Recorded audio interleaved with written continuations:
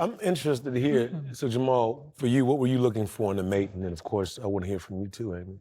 What am I looking for? Or what were you looking for? I know you're engaged now. I mean, God bless me. You know what I'm saying? God bless me with Michelle. And it's just different way. We met looking for a crib. She's a realtor. We met looking for houses.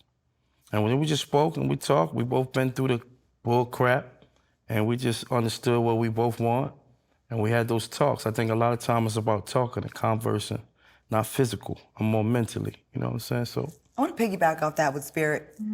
I don't want me to just like dump on the younger generation, but I feel like they are missing something with not getting that time, that talk time. Well, believe it or not, it's different for every generation. And so every generation is dating differently. So one of the things that I say that the millennials have down that perhaps our generation, because I'm in the 40s too. I don't know, you guys are kind of younger maybe, perhaps. I'm 48, I'm right with you. Guys, stick it out, so 40. we all here. Right, so but with the millennials, they have more what we call egalitarian relationships, where they are equal in how they do things, equal division of labor inside the home, outside the home. They're saying, I have my own bank account, I have my own friends, you pay your half, we do our half, and we all get along. But for our generation, it's a little bit harder because, see, we are caught in the middle. We have been taught by the older generations to date like them, so the men are looking for women like their grandmothers. I want a woman who cooks, who cleans, who holds it down in the bedroom, who does all of those things. But they're not men like their grandfathers, where they could hold down a single income, go to work all day and then come home. So they want us to do all the traditional things, but then they need a 2-income household as well. So it becomes a very difficult kind of conversation. I'm not letting them listen. I'm not talking about Biggie money. hold on now. There's some good men out here who got plenty of paper and do everything. Because Well, you that's said not- it's not, that's we don't not- want to do both. Now, it's a lot of us that do everything. Listen, most men cannot do, in today's economy, most men cannot do a single income home. It takes in this society 2 incomes nowadays for most people to hold things down. We're talking about in Atlanta? I'm talking about all over the country, the average income, especially in Atlanta. Right now, we are the #1 city for inflation. So when you talk about just the idea of home ownership, most people are being priced out of being able to live in this city where they grew up. And so it's a really interesting perspective because right now we need 2 people, we need 2 incomes and sometimes 3 and 4 with part-time jobs to be able to hold down a household. And so what happens is you have women who are saying, listen, I cannot go to work all day and then come home and take care of kids, do homework, swing from the chandeliers at night, and then get up all over the next day to do it all over by myself. I need your help. And a lot of men go, oh, but my grandmother could do that. I've been having these conversations with my friends that are all in the mid-40s, very successful women, and then their men are one foot on one way of thinking and the other foot on the other. They want all the benefits of all that stuff. And if you're working as hard as your man or more and contributing 50% or more, are you less motivated to then be that freak in the bedroom and be that enthusiastic cook every day and clean the house as well when you're working just as much as your man contributing to the house? Do you think that's fair?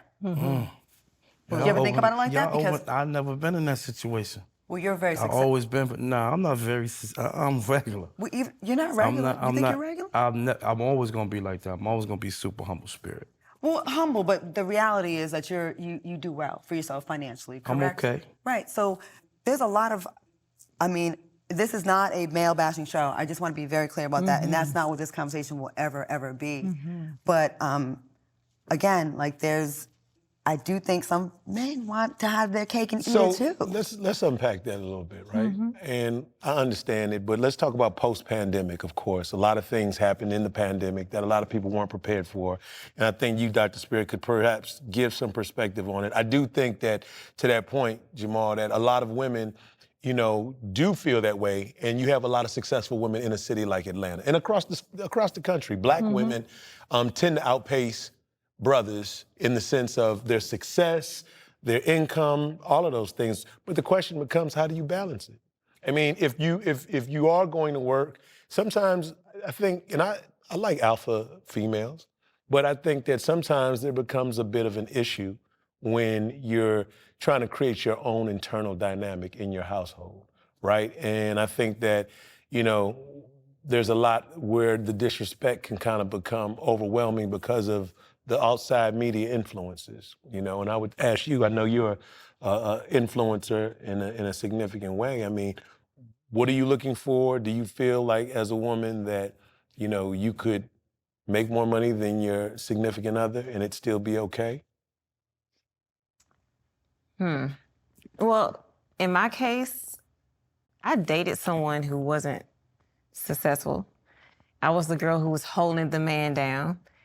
And that doesn't work out every time. I feel like, but it's signs to that though. Like, it's a lot of red flags. Of course, if a man is too willing to receive from a woman, like take from a woman, I just feel like he's using that woman. It's just a fine line. But it's kind of,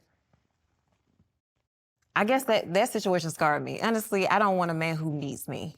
You know, I don't want a man who needs me. I want to be able to just love him. I want him to be 100% him, and I need to be 100% me. Like I said, I'm taking this time off to make sure that I'm good for him, because I can't say, hey, I want an amazing man, but I'm not an amazing woman.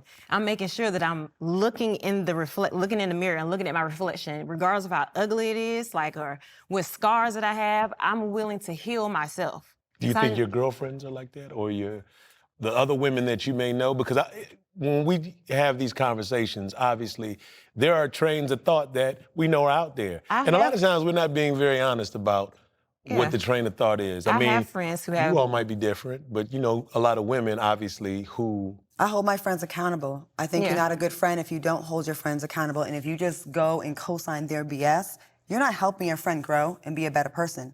Right. So if my friends are violating and thinking, like, again, even when if a woman says that same, you know, I need a man that has this, that, and the other, and they're not bringing anything to the table, sis, you're out of pocket. Yeah. Because you can't be one-sided. And that goes for men and women. It's the same thing to me. You know, I see a lot of people that are bringing nothing and they demand the utmost of everything. Men and women as well.